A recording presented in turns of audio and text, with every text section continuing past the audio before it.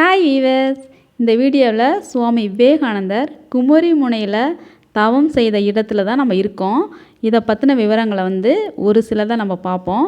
சுவாமி விவேகானந்தரை தெரியாதவங்க யாருமே இருக்க முடியாது. உலகெங்குமே அவர் புகழ் இன்றளவிலும் நம்ம இந்தியாவை பெருமையாக பேசுறதுக்கு ஒரு காரணமாகவும் இருந்திருக்காரு.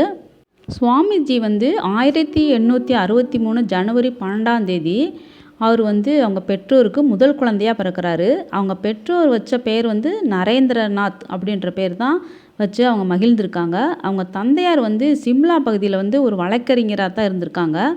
அவங்க அம்மா புவனேஸ்வரி தேவி. சுவாமிஜியை அவங்க தாயார் சிறு வயதுலேருந்து ரொம்ப அன்பாக வளர்த்துருக்காங்க. அது இல்லாமல் சுவாமிஜி நிறைய சேட்டைகள் செய்கிறப்ப அவங்க தாயார் அவரை பிடிச்சிட்டு குளிர்ந்த நீரையே உச்சி தலையில் ஊற்றி தான் அவரை கண்ட்ரோல் பண்ணுவாங்களாம். அவங்க தாயார் சிறு வயதிலே ராமாயணம், மகாபாரதம் இந்த மாதிரி இதிகாச கதைகளை நிறையா அவருக்கு சொல்லியிருக்காங்க. அது அவருக்கு ராமாயணம் ரொம்ப பிடிக்கும். அது இல்லாமல் தியானம் பண்ணுறது ரொம்ப பிடிச்ச விஷயம் விவேகானந்தருக்கு.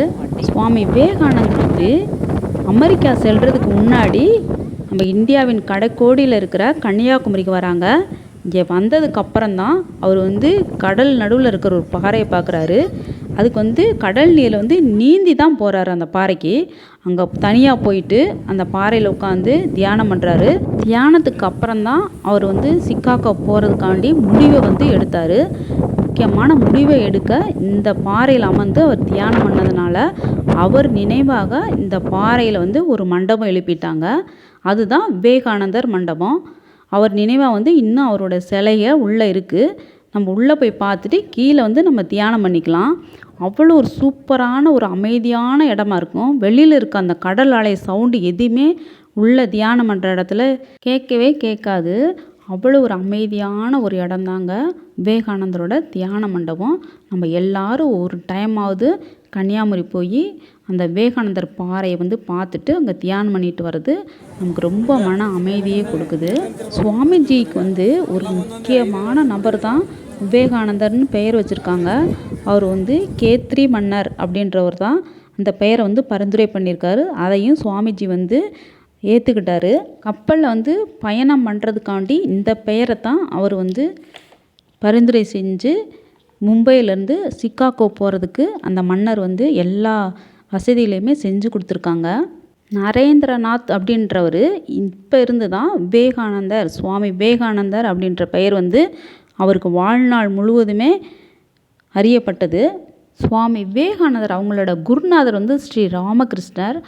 அவரோட விருப்பத்தின் பேரில் தான் விவேகானந்தர் அமெரிக்கா போகிறதுக்காண்டி அவர் கன்னியாகுமரி பாறையில் தியானம் பண்ணிவிட்டு அவர் பயணத்தை தொடங்குறாரு.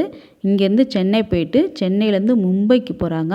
மும்பையிலேருந்து கப்பல் பயணமாக தான் 1893 மே மாதம் 31 கப்பல் கிளம்புது.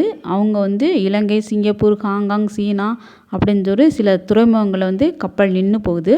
அப்போ ஜப்பான் வழியாக போயிட்டு அவர் ரொம்ப அந்த பயணத்தை மகிழ்ச்சியாக போயிட்டுருக்காரு. லாஸ்ட்டாக வான்கூவர் அப்படின்ற ஒரு நகரம் அடையுது. அங்கேருந்து ட்ரெயினில் தான் சிக்காகோ சென்றடைகிறாரு. நம்ம பாரத திருநாடு உலகமே அறிய அது ஒரு வாய்ப்பாக அமைந்தது.